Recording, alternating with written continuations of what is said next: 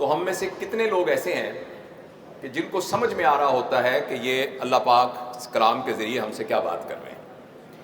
ہمارے ایک دوست ہیں، میں پرائیویسی کی وجہ سے ان کا نام نہیں لیتا، وہ پاکستان کے ایک صوبے کے چیف جسٹس ریٹائر ہوئے تھے، تو انہوں نے یہ واقعہ بتایا کہ میں ایک سرکاری ڈیلیگیشن کے ساتھ سعودی عرب گیا، تو وہاں انہیں عمرے کے لیے بھی ہمیں لے گئے، تو عمرے میں انہوں نے پروٹوکال دیا، تو بالکل پہلی صف میں امام صاحب کے پیچھے ہی ہم نماز پڑھ رہے تھے، تو فجر کی نماز تھی، تو نماز میں امام صاحب نے کچھ تلاوت کی تو امام صاحب رونے لگ گئے، اور جو میرے دائیں بائیں لوگ تھے وہ بھی رونے لگ گئے۔ میں سوچوں کہ یہ کیوں رو رہے ہیں، اور مجھے رونا ہی نہ آئے، اور جب سلام پھیرا تو سب کے گال بھیگے ہوئے تھے، امام صاحب کی بھی گھگی بندھی ہوئی تھی، مجھے بڑی شرم آئی کہ مجھے تو رونا ہی نہیں آیا، پتہ نہیں کوئی ایسی کیا خاص بات تھی۔ تو میں نے ساتھ والے سے پوچھا، اس نے کہا آپ نے سنا نہیں جب انہوں نے کہا تھا وَامْتَازُوا الْيَوْمَ أَيُّهَا الْمُجْرِمُونَ، تو اس پر امام صاحب کی رونے لگ گئے۔ تو اس نے کہا اس کا کیا مطلب ہے؟ انہوں نے کہا اس کا مطلب یہ ہے کہ قرآن کی آیت ہے جس میں اللہ پاک کہیں گے کہ آخرت میں سب لوگ اکٹھے ہی ہوں گے بیٹھے ہوئے، تو اچانک اللہ پاک یہ کہیں گے کہ اے مجرموں آج تم الگ الگ ہو جاؤ،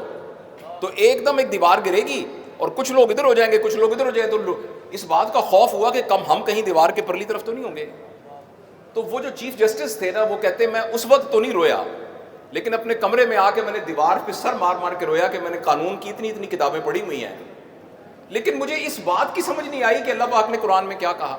میں آپ سے یہ نہیں کہتا کہ آپ میں سے کتنے لوگ ایسے ہیں جنہوں نے جب اس بچے نے تلاوت کی تو ان کو سمجھ میں آ رہا تھا، ہم میں سے کتنے لوگ ایسے ہیں کہ جب انہوں نے کہا والتین والزیتون، قسم ہے انجیر کی، قسم ہے زیتون کی، وطور سینین، اور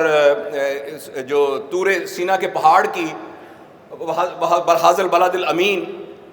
تو ہم میں سے کتنے، اور انسان کو بہترین خلق سے پیدا کیا، تو ہم میں سے کتنے لوگوں کو یہ بات سمجھ میں آئی تھی کہ اس طرح کی عجیب ڈیفرنٹ قسم کی قسمیں کھانے کے بعد اللہ پاک نے یہ کیوں کہا ہے۔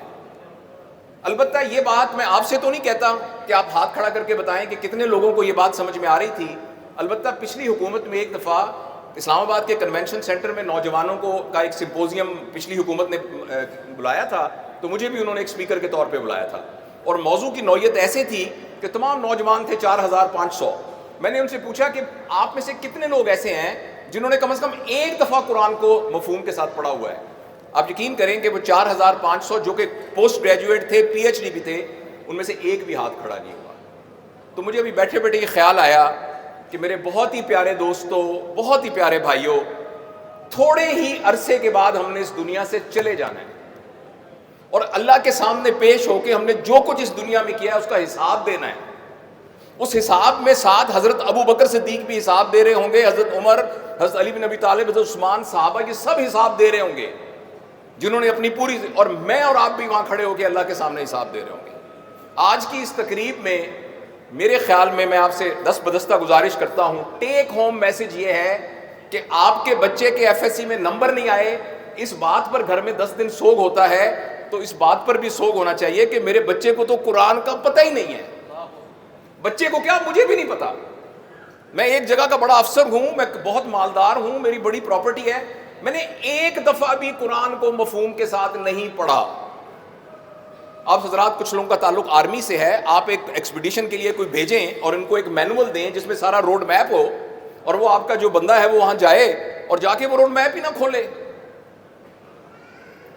تو اس طریقے سے اللہ تعالیٰ نے اس دنیا میں ہمیں بھیجا تھا کہ ہم یہاں آ کر لارجر دین لائف کوئی کام کر کے جا سکے۔ نبی کو مثال کے طور پر بھیجا اور ایک مینول بھیجا۔ میں آپ سے صرف گزارش کرنا چاہتا ہوں کہ میں کوئی عالم نہیں ہوں، کوئی لمبی چوڑی آپ سے کوئی مذہبی گفتگو نہیں کر سکتا، صرف یہ گزارش کرتا ہوں کہ آج سے ایک عہد کر لیجئے کہ آج سے، کل سے نہیں، آج سے گھر کے تمام افراد کو اکٹھے کر کے کم از کم آدھے گھنٹے کے لیے سارے لوگ اہتمام سے قرآن کا کم از کم ایک رکوع ترجمے کے ساتھ پڑھیں گے۔ میں آپ کو پوری ذمہ داری سے کہتا ہوں آپ یہ گھر میں کرنا شروع کر دیجئے۔ قرآن خود معلم ہے، قرآن خود ہمیں سکھانے لگ جائے گا۔ جہاں آپ کو کوئی مشکل کمپلیکیشن ہو تو علماء حضرات سے رابطہ کیجئے،